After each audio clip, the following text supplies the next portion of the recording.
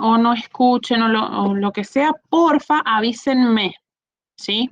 Porque hoy es un día terrible de internet, entonces si se corta, para poder solucionarlo lo más rápido posible. Bueno, como pueden ver ustedes ahí, tenemos acá lo que es el reino Monera. Bien, es decir, a partir de ahora que nosotros más o menos hemos podido entender qué es la diversidad, ¿sí? Y saber que no hay un único organismo, sino que hay miles y millones de organismos clasificados en distintos grupos, ¿sí? Vamos a empezar a estudiar algunos de esos grupos, especialmente para poder entender sus características generales, ¿sí? Es decir, no es que vamos a meternos adentro de todos los reinos así súper profundamente, sino que tenemos que entender algunas características generales de cómo son, dónde viven, de qué se alimentan, ¿bien? Pequeñas cosas, pero que las tenemos que saber, ¿sí? Entonces arrancamos con el reino Monera, ¿bien? Cuando nosotros hablamos de este reino, ¿sí? Esta denominación de reino Monera casi ya no es utilizada, ¿bien? De hecho, el reino Monera como que va a dejar de existir. Esos son como hallazgos recientes de la biología que los biólogos se han puesto de acuerdo y han dicho, no, bueno, mira, esto descartémoslo. Pero ¿qué grandes grupos de organismos hay acá adentro que nosotros son de nuestro interés y los queremos estudiar? ¿Sí? Vamos a estudiar acá dos dominios, en realidad, que comúnmente, o mejor dicho, antiguamente se conocían como reino Monera, y eso es el dominio Arquea y el dominio Bacteria. ¿Bien? Estos organismos, desde ya tenemos que saber que son organismos procariotas, cuyas células son procariotas, y eso nos debe decir muchas cosas, ¿bien? De cosas que nosotros ya hemos aprendido, que ya vamos a repasar en un ratito. Estos procariotas, ¿sí? Representan los organismos más antiguos y los organismos más abundantes, ¿sí? En todas las áreas, es decir, en el agua y en el suelo. Bien, estos organismos que nosotros imaginamos cuando imaginamos una bacteria, ¿sí? Están en todos los ambientes y ámbitos del planeta. ¿Sí? Eso es bastante importante. Bien, ahora, fíjense, nosotros sabemos, ¿sí? Que cómo se originaron o tenemos una teoría de cómo se originaron estas primeras células, estos primeros organismos, bien, cuando estudiamos la historia de la Tierra, ¿sí? ¿Se acuerdan algo de eso? Así como alguito, aunque sea.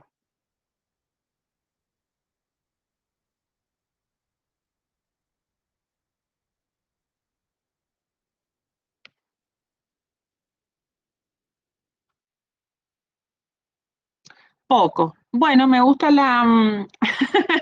me gusta la honestidad, está bueno. Bien, bueno, a ver, básicamente, cuando la Tierra digamos, al principio, porque no sé bien cómo empezar esa oración, al principio, ¿sí? Cuando no había mucho en la Tierra, habían muchas macromoléculas, ¿sí? Esas macromoléculas tenían, algunas de ellas podían duplicarse, ¿bien? ¿Qué hicieron estas macromoléculas? Se agruparon y se organizaron y formaron un sistema, ¿bien? Englobado, y eso formó un sistema. Y ese sistema dio origen a unas células rudimentarias, muy rudimentarias, pero que vamos a llamar primeras células, ¿sí? Eso fue hace aproximadamente 3.800 millones de años atrás, más o menos, ¿sí? Puede variar. Bien. Obviamente, que nosotros también hemos discutido sobre esto, las condiciones del planeta eran muy diferentes, ¿sí? Es decir, la atmósfera no existía, ¿sí? Había mucho vapor de agua, mucho dióxido de carbono, no existía en la atmósfera con oxígeno, ¿bien? Entonces estos primeros organismos de hace 3.800 millones de años eran termófilos. ¿Qué quiere decir que algo es termófilo? Que son organismos amantes, entre comillas, del calor, es decir, que tienen una afinidad por vivir, entre comillas, en un sitio caliente. ¿A qué me refiero cuando digo amante del calor? Y 200 grados, ¿sí? 100, 200, bien, en ese rango de calor, no los 40 grados que hacen acá en el verano, bien. Primero que nada eso, eran termófilos. Y además eran anaerobios obligados, ¿sí? ¿Qué quiere decir que eran anaerobios obligados? Quiere decir que eran organismos que sí o sí tenían que existir en ausencia de oxígeno. Bien, obligado quiere decir que si hay un poco de oxígeno, ese organismo probablemente no puede realizar sus funciones metabólicas correctamente. Bien, entonces termófilos anaerobios obligados. Bien, dos cualidades que tenían estos organismos. ¿Sí? Bien. Luego, bien, porque nosotros sabemos que, digamos, esta clasificación o estas diferencias en los organismos que nosotros conocemos, ¿sí? Se fueron manifestando a lo largo del tiempo. ¿Qué tiempo? Y hace 1500 millones de años atrás recién se originaron estos organismos que nosotros hoy conocemos como cianobacterias. Bien, estas cianobacterias fueron muy importantes, o sea, fue un hito histórico en la historia de la Tierra, en la aparición de las cianobacterias, porque permitió, ¿sí? Estas bacterias tenían qué característica especial, podían realizar la fotosíntesis. Bien, y nosotros, por lo que hemos estudiado, que conocemos a través del proceso de fotosíntesis, es que se obtiene oxígeno. Bien, aquellos organismos que son fotosintéticos lo liberan al ambiente, ¿sí? Entonces esto permitió un cambio atmosférico, ¿sí? Después de 1000 millones de años, ¿sí? A partir de ahí se surgió esto que nosotros conocemos como la teoría endosimbiótica seriada o la teoría endosimbiótica, que nos permite reconocer el origen de las células eucariotas más o menos como las conocemos hoy. Bien, era este proceso de simbiosis, es decir, una célula que fagocitó a otra célula que probablemente tenía una maquinita metabólica bastante eficaz, ¿sí? La fagocitó y en lugar de digerirla, la preservó en su interior. Y eso le permitió a esa célula adquirir la capacidad de respirar, entre comillas, es decir, la respiración celular, no la respiración mecánica, inhalar, exhalar. Bien, eso es como, digamos, lo que tiene que ver con la historia, ¿sí? Ahí recién aparecieron los organismos eucariotas, es decir, que durante más o menos 2/3 de lo que la Tierra lleva siendo la Tierra, han existido los organismos procariotas. Bien, estos organismos procariotas de los que nosotros estamos hablando, ¿sí?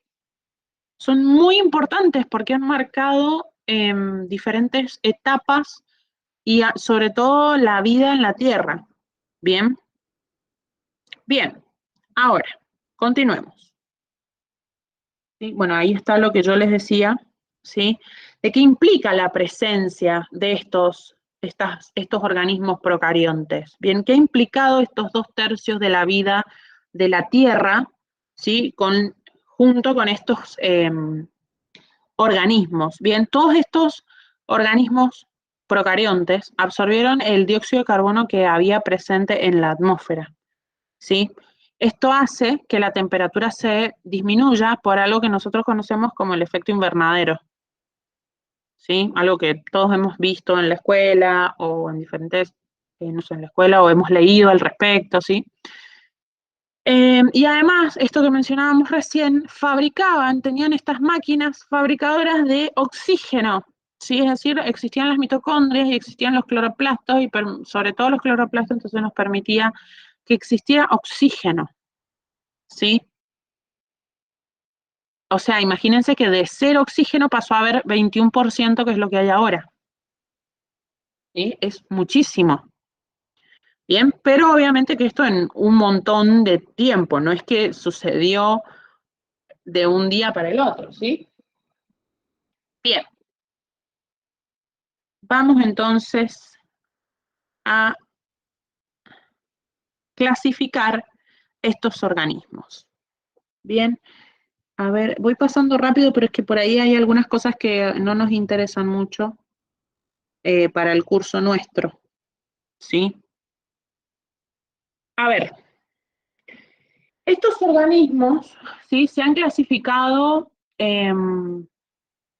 o sea, en general, bien, los procariotas los vamos a llamar bacterias, ¿sí? Como dije, siguen este sistema binomial que estableció Linné. Bien. Digamos, ¿cuál es la base de esta clasificación? ¿Sí? ¿Qué es lo que permite que esta clasificación exista? ¿Por qué? Bien, porque estamos hablando, digamos, de, primero, ¿sí? Características fenotípicas. Nosotros ya hemos aprendido lo que es el fenotipo. Bien, características fenotípicas, es decir, morfología, estructura. Bien, características fenotípicas que en realidad van a ser bastante generales, ¿sí?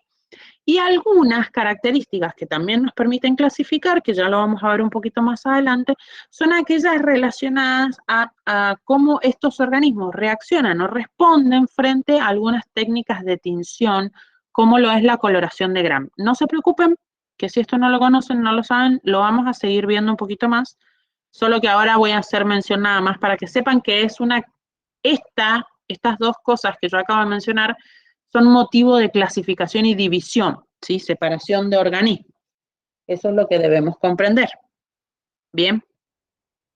Obviamente que a medida que se han ido estudiando en mayor profundidad estos organismos, ¿sí? Se han ido añadiendo otras cualidades significativas para poder clasificarlos, como por ejemplo algunas cualidades especiales bioquímicas o algunas cualidades especiales que tienen que ver con el metabolismo, ¿sí? Entonces acá vamos a poder encontrar clasificaciones que tienen que ver, ¿sí? Con cómo estos organismos obtienen energía y además cómo se nutren. Además de todo esto, condiciones físico-químicas de vida, ¿sí? Y cómo utilizan diversos elementos, como por ejemplo elementos básicos como el carbono, el azufre y el nitrógeno. Bien, entonces a raíz de esto es todo lo que vamos a estudiar a continuación. ¿Sí? Hasta acá. ¿Vienen bien? ¿Alguna duda? ¿Alguna pregunta? ¿Algo que me quieran decir?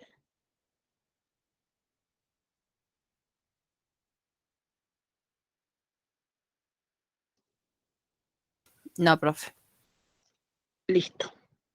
Bueno, empecemos hablando entonces un poco del dominio bacteria. ¿Sí? Esto es lo que están viendo en la pantalla, si lo ven correctamente, capaz que se ve muy chiquitito. No, se ve bastante bien. Deberían verlo bastante bien. Bien, esto que ustedes están viendo ahí es la clasificación que contiene este dominio bacteria. Bien, el dominio bacteria contiene 12 grandes linajes, ¿sí? Y digo grandes porque no mejor decimos amplios, bien, amplios linajes, ¿sí? Hay linajes dentro del dominio bacteria que son muy amplios, es decir, que contienen muchos organismos y sobre todo son muy antiguos, ¿sí? Es decir, que hay organismos que son algo que nosotros vamos a llamar hipertermófilos, es decir, organismos que son super mega amantes del calor, como recién decíamos, termófilos, amantes del calor. Bueno, un hipertermófilo es un enamorado del calor, ¿bien? Que pueden vivir a altísimas temperaturas, ¿sí? Además, organismos que son anaerobios, es decir, organismos que van a ser representantes de aquellos que existían antes de que la Tierra cambiara, ¿sí? Su composición, sobre todo su composición atmosférica. Bien, después van a encontrar otros grupos más modernos, probablemente más recientemente descubiertos, ¿sí? Que van a ser los que nosotros ya conocemos más y se estudian actualmente como los organismos correspondientes a las bacterias gram positivas, las cianobacterias, las proteobacterias, ¿sí? Que es donde vamos a encontrar la mayor cantidad de diversidad. ¿Bien? ¿Sí? Cuando nosotros hablamos del dominio arquea, bueno, acá tienen algunos representantes, no sé si pueden ver la imagen. Ustedes acá tienen algunos representantes, ¿bien? De algunas cosas que nosotros deberíamos reconocer o poder identificar o mirar dentro de este dominio, ¿sí? Bien, bien, ahora, aguárdenme un segundo, ¿sí? Cuando nosotros hablamos de dominio arquea, bien, lo que vamos a decir es que estamos hablando de, porque no está escrito en el Power, pero lo vamos a expresar igual porque lo tiene en el cuadernillo, ¿sí? Dos grandes grupos componen el dominio arquea. Bien, uno de ellos es crenarqueota y otro de ellos es euriarqueota. Bien, se estipula que existe otro grupo que se llama corarqueota, ¿sí? Pero crenarqueota y euriarqueota son como los más populares, las divinas de este grupo, ¿sí? Cuando estamos hablando nosotros de arquea, ¿sí? Estamos hablando de organismos sumamente antiguos. Bien, están formados en general el grupo crenarqueota, ¿sí? Por organismos hipertermófilos. Bien, y euriarqueota está formado por unas bacterias que se denominan bacterias metanogénicas, es decir, génico o génesis tiene que ver con el origen o generación, metano es el gas, entonces generador de gas metano, bien, o productoras de gas metano, ¿sí? Además, dentro de este grupo vamos a encontrar bacterias que son halófitas, ¿sí? Halo tiene que ver con la sal, entonces van a ser organismos que pueden vivir en concentraciones salinas muy altas. Bien, ¿por qué digo que se estipula que existe otra división, otro grupo adentro de este dominio arquea? Porque corarqueota, como yo la mencioné recién, no, los organismos que pertenecen a esa clasificación nunca han sido cultivados. Bien, es decir, únicamente se han podido obtener del ambiente y no del laboratorio. Entonces, como que se estipula que quizás eh, no, como no los podemos estudiar, no los podemos plenamente entender. Bien, bien. Acá estaba lo que les estaba diciendo recién de el dominio arquea, ¿sí? Ahí tienen la clasificación, esos son los nombres que estaba diciendo yo recién, ¿sí? Bien, volvemos para atrás porque quiero explicar una cosita más. Esto, ¿qué son los micoplasmas? Porque esto lo van a ver un montón. Bien, esto lo van a rever, ¿sí? Micoplasmas, ¿sí? Ustedes lo van a encontrar en el cuadernillo, aguárdenme a ver si les digo una imagen, perdón, una página, les quiero decir en especial, ¿bien? Porque, a ver, dentro de bacteria, el dominio bacteria, nosotros tenemos estos organismos, que son los micoplasmas, ¿bien? Ustedes van a ver que nosotros decimos, bueno, en el dominio bacteria tal y tal característica aplica para todos los organismos, excepto micoplasma. Pues son, como la excepción a todos, son estos organismos, ¿sí? Tenemos el filum y la clase, ¿bien? Es decir, acá, en lo que están viendo ustedes, es un organismo de importancia, ¿bien? De importancia médica, ¿sí? ¿Tienen algunas características especiales estos organismos? Sí, no tienen pared. Bien, a diferencia de todo lo otro que nosotros vamos a estudiar, que lo vamos a mencionar un poquito más adelante, estos organismos no tienen pared celular directamente. Bien, algo característico de una célula procariota y de bacteria arquea es que tienen pared celular. Bueno, ellos no. ¿Sí? Conviven en un hábitat de alta osmolaridad, ¿sí? Muy alta osmolaridad. Tienen en su membrana, no tienen la típica composición de membrana, sino que la membrana tiene una sustancia particular y esa sustancia se denomina esterol, ¿sí? Esteroles, bien, no confundir con esteroides, bien. Pero sí son famosos, ¿por qué? Porque son responsables de enfermedades respiratorias como por ejemplo la neumonía, una neumonía que se llama neumonía típica, bien. No la neumonía que nosotros más, digamos, la más común, ¿sí? Sino otra. Bien, bien. Ahora sí, Como es tan amplio lo que nosotros estamos viendo, vamos a ir estudiando comparativamente. Bien, es decir, vamos a hablar del hábitat. Bueno, ¿cómo es en uno y cómo es en el otro? ¿Cuál es mi recomendación personal? Que ustedes vayan realizando, o sea, no les digo ahora, pero para estudiar esto, ¿sí? Que ustedes vayan realizando un trabajo, un cuadro comparativo o algún esquema que de alguna manera les permita visualizar las dos cosas al mismo tiempo, más fácil. ¿Bien? Bien, como tenemos aquí, ¿sí? El hábitat es indicador, ¿sí? De diferencias en este caso. Bien, en el caso del dominio bacteria, nosotros vamos a estar hablando de organismos que sí tienen vida libre. ¿A qué se refiere con vida libre? Que viven en el agua, bien, que viven en zonas calientes, en zonas frías, en tierras fangosas o tipo zonas con barro, humedales, bien. Viven en fisuras de roca, sedimentos marinos, es decir, vida libre implica que pueden existir sin la necesidad de que haya otro organismo presente que les permita la alimentación o la nutrición. Bien, eso quiere decir cuando decimos que son de vida libre. No es que están sueltos, o sea, libres, sí, sino que no necesitan de nadie más. Versus otros organismos que sí viven, ¿sí? Directamente algunos en relación con otros o totalmente en el interior, es decir, parásitos, organismos 100% parásitos. Bien, algunos de estos organismos son peligrosos, son contaminantes, bien, y son patógenos. ¿Qué quiere decir que un organismo sea patógeno?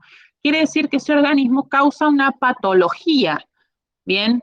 ¿Qué quiere decir? Que causa una patología, que provoca una enfermedad, algo que nosotros podemos cuantificar, es decir, fiebre, diarrea, vómitos, etcétera. Bien, gastroenteritis, gastroenterocolitis, etcétera. ¿Sí? Cuando hablamos del dominio arquea, ¿sí? El hábitat es un poco más extremo, bien, son extremófilos, es decir, que en general estos organismos tienen adaptaciones para condiciones extremas, totalmente, ¿sí? Como dijimos recién, hipertermófilos, ¿sí? Halófitos o halófilos, bien, depende ahí depende de la bibliografía, pueden encontrarlos como halófilos o halófitos, bien. Hipertermófilos, entonces habíamos dicho, muy altas temperaturas. Halófilos es mucha concentración salina y van a encontrar otro término que es psicrófilo, que es la baja temperatura, es decir, el frío. ¿Sí? Sumamente, así como son hipertermófilos, también van a ser psicrófilos de temperaturas sumamente frías. ¿Bien? Bien, ¿alguna duda? ¿Alguna pregunta? No, Bien. ¿Alguien más? ¿Vienen bien? bien, Bueno, profe. joya. Vamos entonces ahora, una vez que hablamos del hábitat, vamos a charlar un poquito de características generales, ¿sí? En general, y acá estamos hablando de todes, de todos estos organismos, ¿sí? Tenemos el tamaño celular. Bien, en general son partículas muy pequeñas, entre 1 a 3 micrómetros de diámetro, y su volumen, es decir, como es un cuerpo y no es una figura, ¿sí? Es de 1 micrómetro cúbico. Bien, muy pequeños organismos, ¿sí?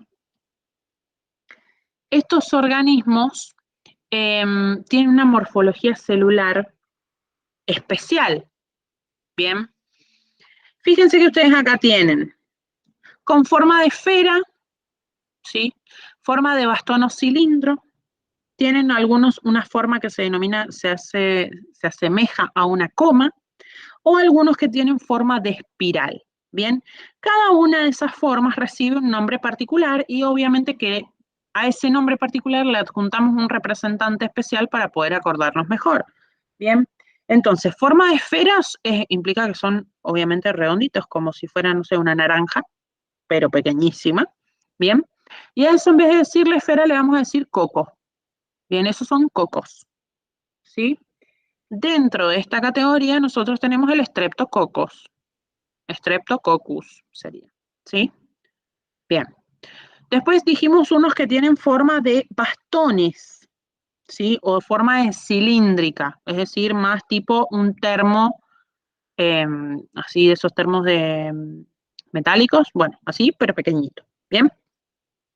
Esa forma, en vez de decir cilindro o bastón, nosotros le vamos a poner un nombre particular y vamos a decir que se llaman bacilos, con C, bacilos, ¿bien? Dentro de este grupo, el representante especial, la estrella que nosotros vamos a encontrar es la Escherichia coli, ¿bien? Causante de muchísimas cosas buenas y muchísimas cosas malas, porque la Escherichia coli, ¿sí? No olviden que es una bacteria parásita que habita normalmente en nuestro intestino, ¿sí? Nos ayuda a procesar y digerir muchas cosas que nosotros consumimos que en verdad no podemos procesar ni digerir, pero bacterias como la Escherichia coli, entre otras, pertenecen a nuestra flora intestinal. Ahora, cuando nosotros comemos un alimento que está mal lavado, bien, una fruta sin lavar, una verdura sin lavar, que ha sido contaminada con algo, bien, es decir, probablemente con el agua de riego, que en lugar de ser agua potable, ha sido agua tratada y tiene restos de materia fecal, por ejemplo, ¿sí? Esto puede contener la Escherichia coli, ¿sí? Nosotros al ingerirla sin lavarla nos genera una gastroenterocolitis, fiebre, diarrea, vómitos, etcétera. Bien, que obviamente puede ser tratada, pero son peligrosas y hay que tener cuidado. Bien, un apartado de salud general. Bien. Después dijimos otro tipo de bacterias que tienen forma en espiral, ¿sí? Que pueden ser así, como la ven ahí súper enrollada, o pueden ser como más laxa esa forma, es decir, no tan fideo tirabuzón, sino como más tipo un fideo más abierto, como si el tirabuzón no hubiera terminado la vuelta, ¿sí? Y eso nosotros le vamos a llamar espiroqueta o algo que se llama espirilo. Son similares, pero son un poco, la diferencia es que uno es más compacto y el otro es un poquito más suelto, nada más. Bien, acá nosotros vamos a tener un organismo que se llama Treponema pallidum, ¿sí? Treponema pallidum. Y luego dijimos unos que tienen forma de coma, ¿bien? Y estos, nosotros en vez de llamarle coma, le vamos a llamar vibrión, ¿sí? Vibriones. Y ahí tenemos Vibrio cholerae, ¿bien? Como ejemplo de esta categoría, ¿sí? Bien. ¿Alguna duda? ¿Alguna pregunta?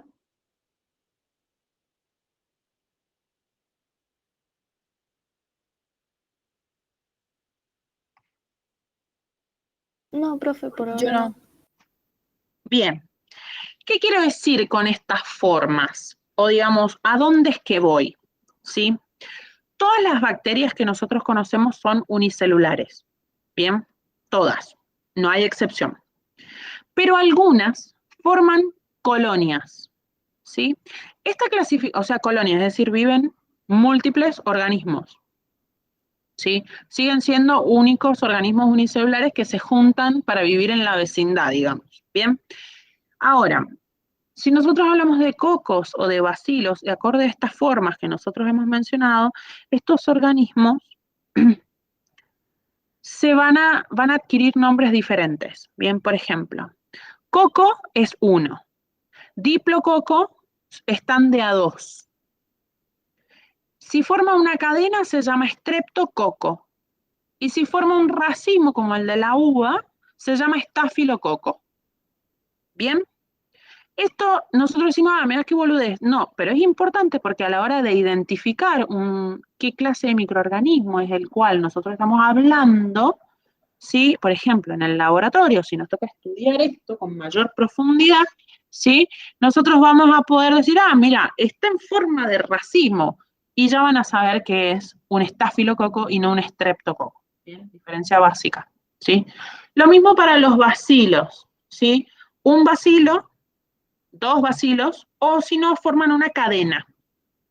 Si no se agrupan ni en racimo, no se agrupan en racimo, sino que se agrupan en cadena y eso se llama filamento.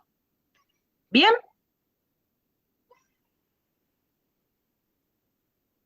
¿Hasta acá? Eso era algo que quería arreglar. En general, sí, aguárdenme un segundito.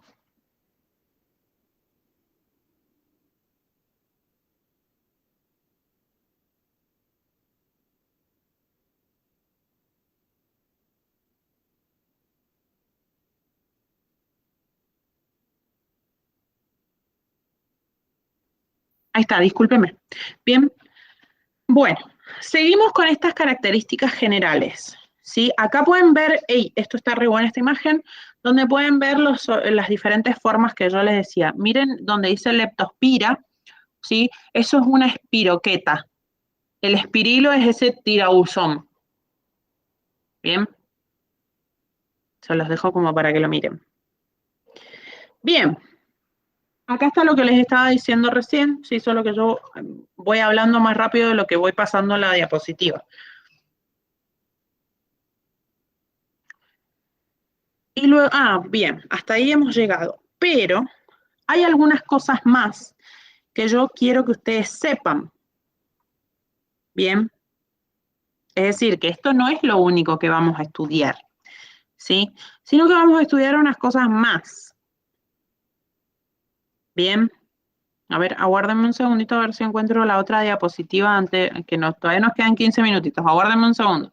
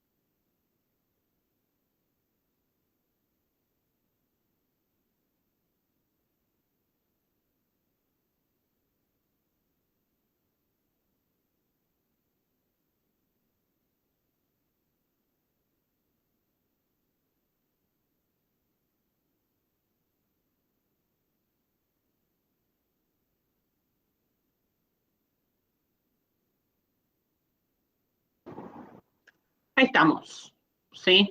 Ahora sí, les dije, esto no es lo único que nosotros vamos a saber, ¿sí? Tenemos que aprender algunas cosas más, ¿bien? Como por ejemplo, la organización celular general, ¿bien? Ahí no se ve la diapositiva, pero ahí dice organización celular general. Entonces nosotros vamos a hablar un poco sobre la célula que compone a estos organismos, ¿sí? Básicamente la célula sigue conteniendo las mismas cosas que nosotros sabemos de célula procariota, es decir, un citoplasma, bien, una envoltura y apéndices. Los grandes componentes que hacen a una célula, es decir, citoplasma que contiene el material genético, los ribosomas y algo que nosotros conocemos como inclusiones. Tenemos la envoltura, que en este caso va a ser membrana plasmática y pared celular, y algo que denominado también cápsula, y además vamos a tener los apéndices externos, que serían los flagelos, las fimbrias, y algo que se llama el pili. ¿Bien? Bien, ahora nosotros vamos a desglosar de forma general cada una de estas partes. Bien, el material genético, sí, sigue siendo material ADN. Bien, la diferencia entre bacteria y entre arquea es cómo funciona, ¿sí? O sea, el funcionamiento de ese material genético, ¿sí? Hay una diferencia química, es decir, molecular, bastante importante que nosotros solamente vamos a mencionar, pero por ahí como que no nos importan tanto para los fines de este curso, ¿sí? ¿Qué quiero decir con esto? Repasemos lo básico. Este genoma que nosotros conocemos, ¿sí? El genoma procarionte, porque recordemos que estamos hablando de una sola procariota, estamos hablando específicamente de una característica que tiene que ver, como dije, con esta célula. No tiene esta célula núcleo diferenciado, ¿bien?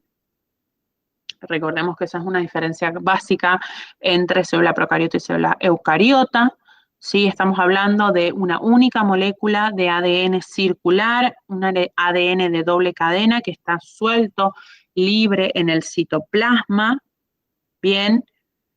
¿Sí? Y nosotros lo podemos observar en forma de nucleoide, es decir, que se compacta y nos permite observarlo, ¿sí? Formando esta estructura, esta región probable donde nosotros podemos hallar esta información genética que le vamos a denominar nucleoide. ¿Bien? Sí puede observarse por microscopio, sí, no un microscopio común, sino por un microscopio que vamos a llamar electrónico. Bien. Como dije, las diferencias, ¿qué tienen que saber ustedes de esto? Que las diferencias son estructurales, ¿sí? Y del funcionamiento del material genético, como dije recién. Bien, hay una diferencia en la forma en que estos organismos, entre arquea y bacteria, sintetizan proteínas. Bien, es decir, cada organismo tiene una fábrica de proteínas, ¿sí? Acorde a cómo la fabrican, acá va a haber una diferencia. ¿Nos importa a nosotros cuál es la diferencia? No, ¿sí? Lo importante es que sepamos eso. ¿Bien? Bien. Ahora,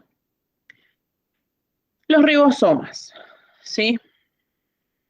¿Qué queremos saber nosotros sobre los ribosomas? Bien.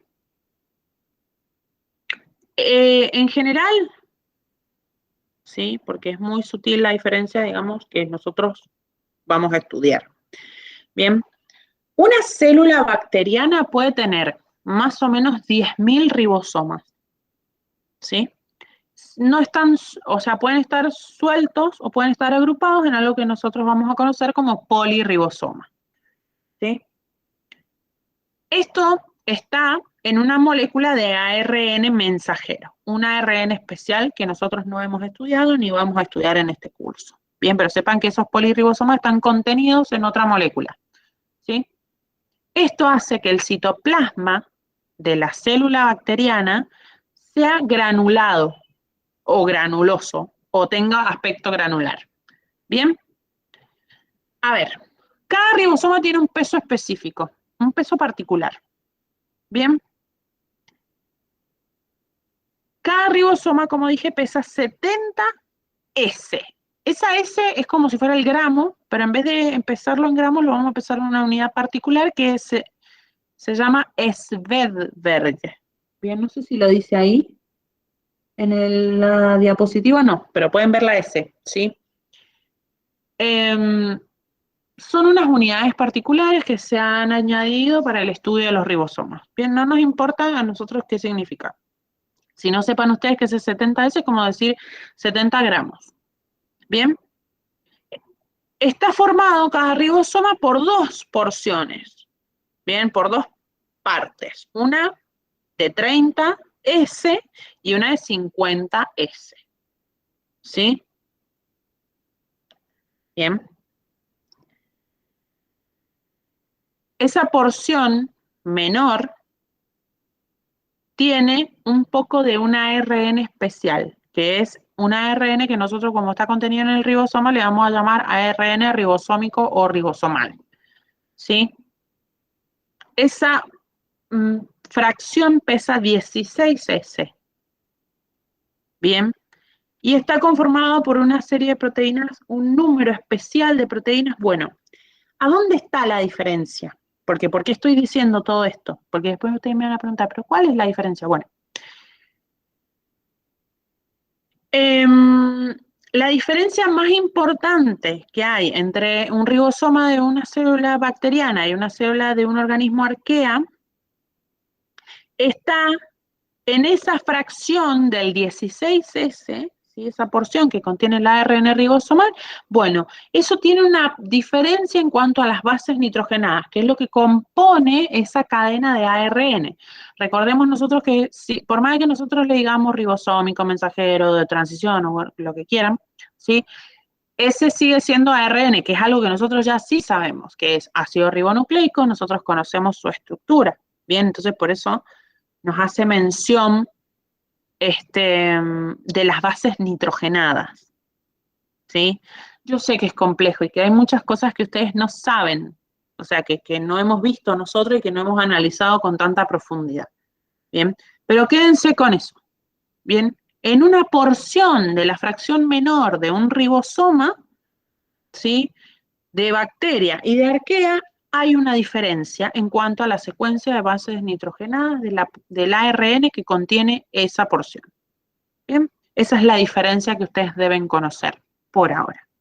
Bien, les digo una cosa más y con esto ya cerramos esta clase. Bien, así no las pierdo, no las vuelvo tan locas. Bien. Bien, ¿qué quiero decir yo? A ver si sale lo de las inclusiones. Sí, bien. ¿Qué es una inclusión? Porque hace rato yo mencioné la inclusión y ahora quiero decir qué es. Bien, las inclusiones son gránulos. Bien, un gránulo que en realidad puede ser de gran tamaño, ¿sí? De muy gran tamaño. ¿Qué hay adentro de la inclusión? Y puede haber alguna sustancia de reserva, bien, como por ejemplo glucógeno, ¿sí?, que es algo que permite la elaboración de la glucosa. Bien, puede haber un pigmento fotosintético, como por ejemplo la clorofila, o puede haber una vesícula de gas, es decir, tipo un órgano de flotación, es decir, que esa inclusión que en el interior tiene un gas, bien, permite que ese organismo adquiera la capacidad de flotar. ¿Sí?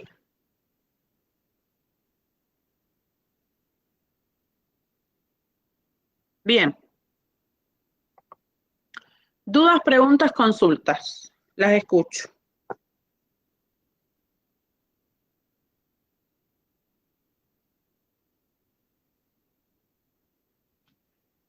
¿No? No, profe. Bien. Bueno, chicas.